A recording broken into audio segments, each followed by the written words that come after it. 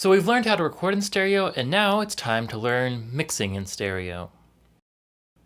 Before we dive into the actual mixing techniques, I want to go deeper into psychoacoustics, that is the science of how we hear sound. We talked about it in the last video briefly, but there's 3 ways that we determine what direction a sound is coming from: volume, time, and frequency. For the rest of this video, we're actually going to combine that down into 2 categories: interaural time difference, or ITD, and interaural level difference, or ILD. We primarily use ITD, or time differences, to localize sounds with a pitch below 1500 Hz.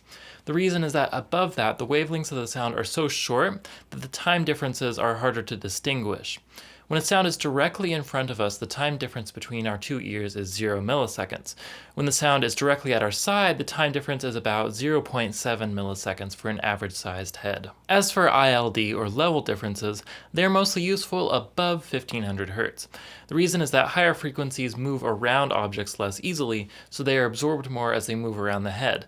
This is also why level and frequency differences are combined when we go deeper into psychoacoustics. Alright, now that we've got that down, I want to take another detour and go into more detail on what stereo is. Last time we defined stereo as simply 2 channels of sound, which technically it is, but on a practical level it's more than that. 2 defining characteristics of stereo are the sound field and interchannel crosstalk. The sound field refers to where we can place sounds and have them appear to be coming for that direction. For stereo, that's anywhere up to the location of the 2 sound sources. Headphones have a 180-degree sound field.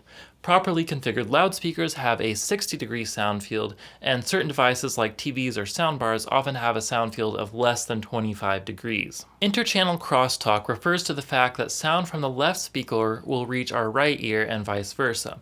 Headphones are the only stereo playback system that don't have any crosstalk. When mixing in stereo, we assume that the listener's playback system will have a 60-degree sound field with interchannel crosstalk, as most systems will be close to that. That means we should primarily mix on studio monitors. If we assume a listener's playback system has interchannel crosstalk, that means interaural time delays are taken care of for us. Sound coming totally from the right loudspeaker will reach our left ear with a slight time delay, and vice versa.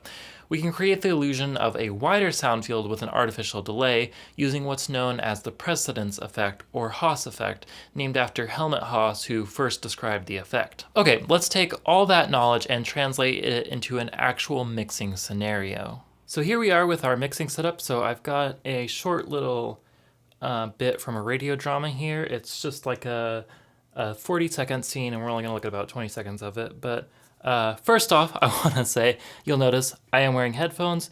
Like I just said, normally, ideally you'd want to mix on speakers, but I'm doing headphones for this just so that sound from the speakers doesn't leak into the microphone. So again, normally using studio monitors is ideal, and I'd recommend listening to this on studio monitors properly configured, hopefully, and I have an upcoming video on how to properly configure your studio monitors if you don't know how to do that. But that is the ideal listening scenario. But anyway, let's first dive in and look at our setup that we have here. All right, so I'm just gonna quickly play back the roughly 25 seconds we're looking at, and right now everything is in mono, so there's no stereo panning here at all.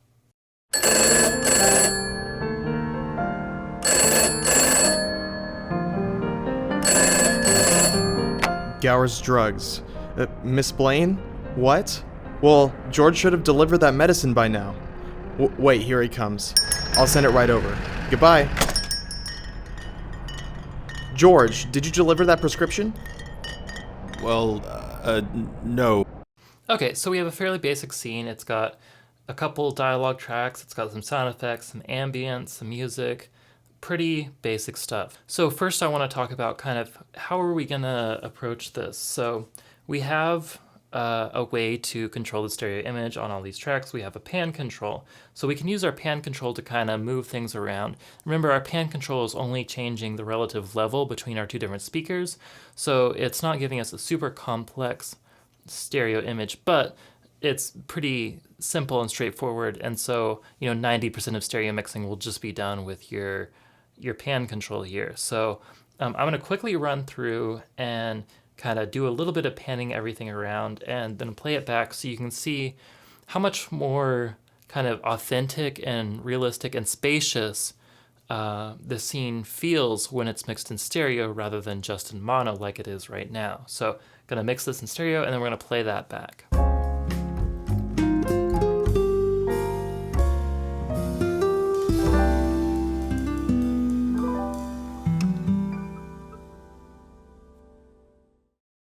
Okay, so I've got it mixed in stereo now. Now, I do want to quickly point out, it wasn't technically completely in mono before because our ambience and our music are both stereo tracks, so those are still in stereo. But now we've got all of our mono sources kind of panned around, so our sound effects are now creating kind of this wider scene. Now, I do want to point out, I have left our dialogue strictly in the center, and that's actually pretty typical, especially for film and television, that even if, your characters are standing different places around the scene, that all the dialogue is going to be centered. There's a few reasons for that, and most of them relate to kind of the way that a more complex surround sound system works and the way that the surround sound system is designed to function. And we'll get into those on future videos when I go into surround sound. But for the most part, generally, it's not bad to just leave all your dialogue, completely centered or just slightly panned, excuse me.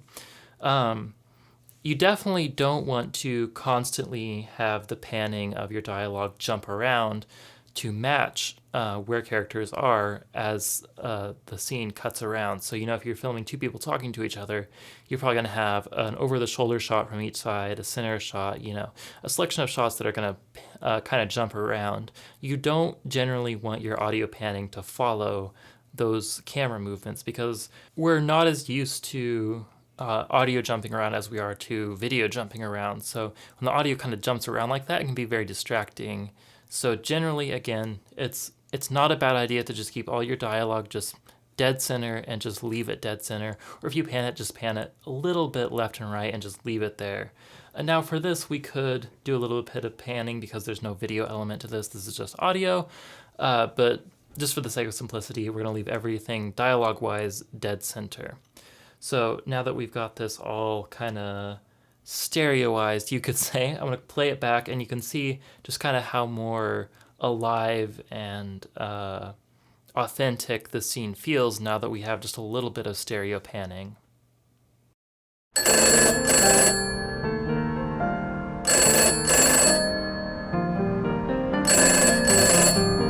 Gower's drugs. Miss Blaine? What? Well, George should have delivered that medicine by now. Wait, here he comes. I'll send it right over. Goodbye. George, did you deliver that prescription? Well, no, Mr. Gower. Okay, so now we have this kind of diverse scene. We have our telephone here kind of over to our right. We've got this door that George comes in way over to our left, and then we've got the milk bottles he's carrying kind of clanking, kind of moving from that far right side over to the middle, automated to kind of change the panning as George walks from the door over towards the middle. So now we have a more complex scene. So now I want to go into one of the other things we talked about, which is using time delays to kind of create even more stereo width. So we're just going to do that. We're just going to look at our telephone here. So we're just going to take our telephone, and we're going to pan it center, and then I'm going to quickly make another track. So this is just a delay. So we're going to make a send here and send to that. And so now if I pan this left and right now, these two are just going to play the same thing, one on the left channel, one on the right channel. And I'm actually going to solo those out.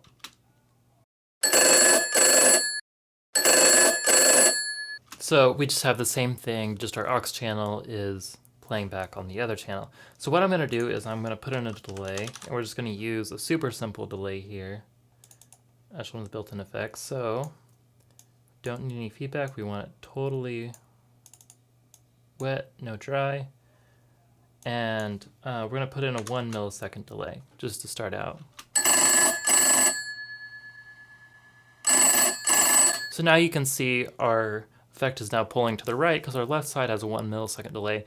And again, like we talked about, generally you don't want more than a 1 millisecond delay if you're going for a realistic approach because it only takes about 0.7 milliseconds for sound to travel around our head. So more than 1 millisecond starts to get unrealistic. Now, you can use a delay of more than 1 millisecond if you want. In fact, you can use up to a delay of about 20 milliseconds.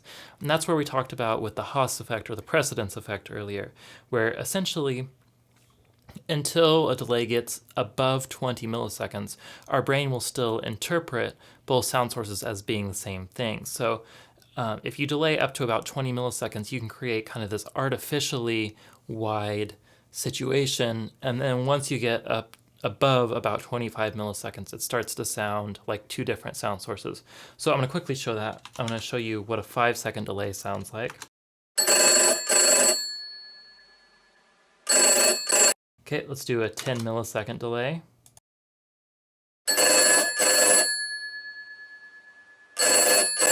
Now a 20 millisecond delay, which like I said is about the most you would expect to do.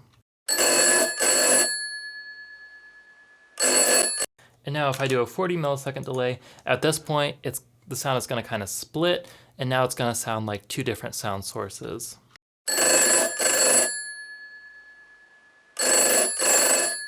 So again, the effect kind of falls apart once we get above 20 milliseconds. But again, if you want to create something that sounds even wider, you can use this effect, put a time delay, and again, go up to 20 milliseconds of delay.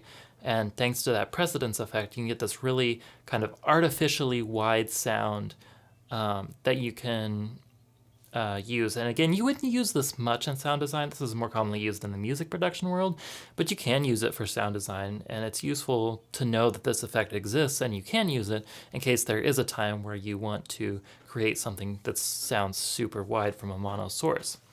So now I'm actually going to get rid of this, and I'll show you actually a plugin.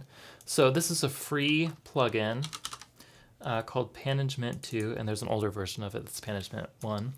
But this plugin is effectively a panner that does some of that time delay for you. So it allows you to create kind of a more authentic sounding stereo image.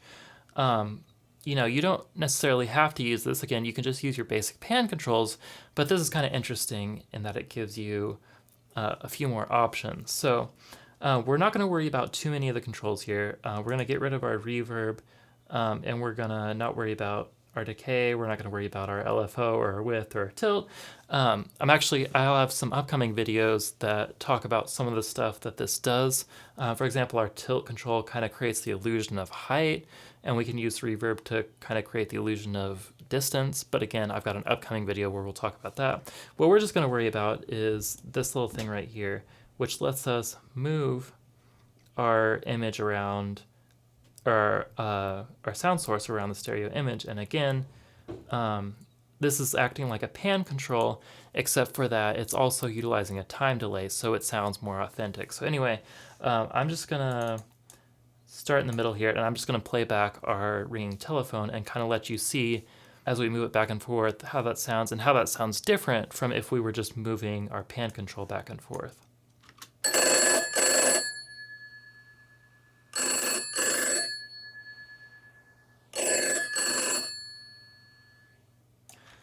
Okay, and then I'm going to just do that with the pan control, and so you can see how that sounds.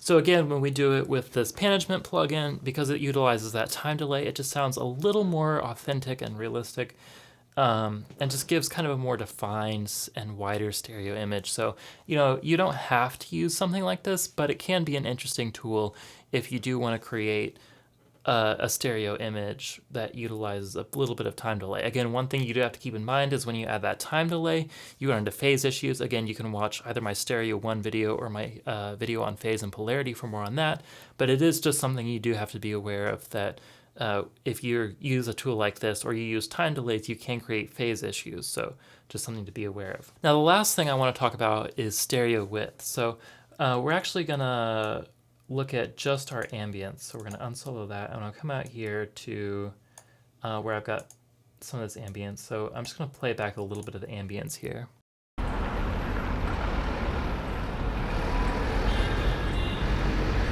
So this ambience is, you know, this is something that's going on outside of the drugstore. It's kind of in the background. And what I'm actually going to do is I'm going to pop in another plugin here called Ozone Imager. And this is a free plugin. It's a super awesome plugin, so I definitely recommend you pick it up. Again, it's totally free, so there's no reason not to. There's actually a second version of it out now, but I only have the first version installed on this computer, so we're just going to use that. They're basically the same. But what this does is this allows us to control the stereo width of a source. So we have the stereo ambience, and if you think about it, you know, we talked about, again in the first video, as you make something wider, it becomes kind of less defined. So that can actually be a good thing, because when we have this background ambience, you know, we don't want the background ambience to be distracting. Let's say we recorded this with a stereo pair like we talked about in the last video, and we just have, let's say there's a car that drives by. We don't necessarily want our listener or our viewer to be able to go, oh, that's the car driving by, and be able to point to where that sound is coming from as it moves through the stereo image, because that can be distracting. If there's really good localization in our background ambience, that can be a bad thing. So we can actually add stereo width to this to kind of make our stereo image less defined and make it kind of sit in the background and be less distracting. So we have this width tool here, and what this does is it's using something called mid-side processing. It's basically an algorithm that lets you split up kind of your center channel and your side channels to control the stereo width. And that's something I'll talk about in more detail. I have an upcoming video on mid-side processing. But I'm just gonna go through. I'm gonna start with -100, which is no width. So we basically converted this into mono, and I'm gonna slowly bring up the width.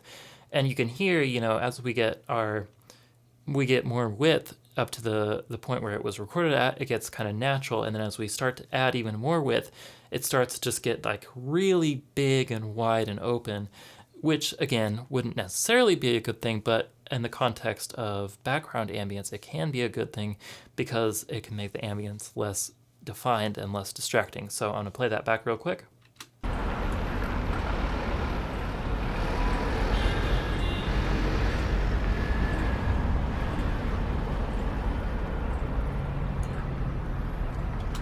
Okay, and I forgot to point out, this does have a correlation meter. We talked about correlation meters in our Stereo 1 video.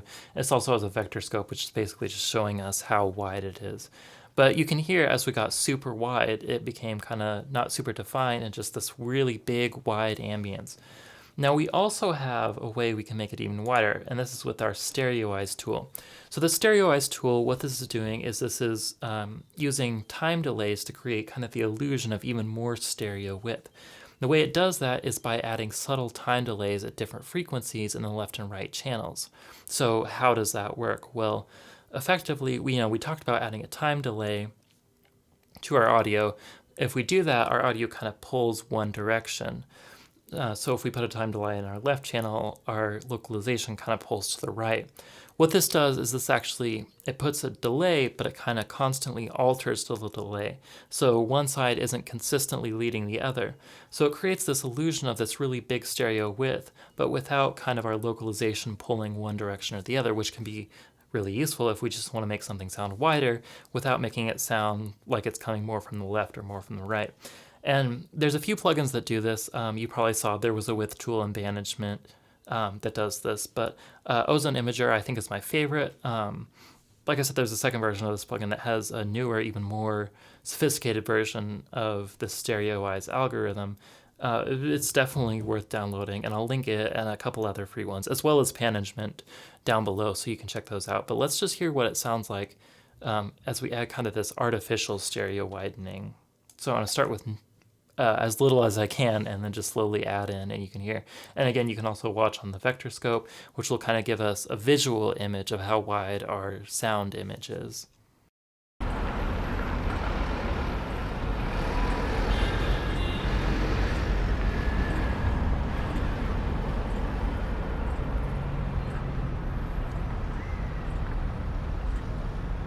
And again, as we get up to that super wide, super stereoized version, it sounds just kind of fake and super wide and just super undefined, but that can be a good thing because that means that when you're putting that ambience under other sound effects and underneath dialogue and stuff, it won't be as distracting to the audience. So anyway, that's pretty much the core of what stereo sound is and how you can utilize this idea of a stereo image.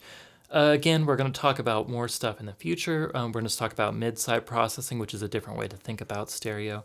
We're going to talk about surround sound, including like binaural audio and that sort of stuff. So I've got lots more videos coming on this topic, but this should give you a good idea of how you can kind of start building more creative and advanced stereo images when you're doing sound design. So anyway, that's it for this video. So if this video was helpful, if you liked this, hit the like button. If not, feel free to hit the dislike button. If you got any questions or comments, feel free to leave those down in the comment section down below. And if you want to see all those upcoming videos that I've got down the road, definitely hit that subscribe button.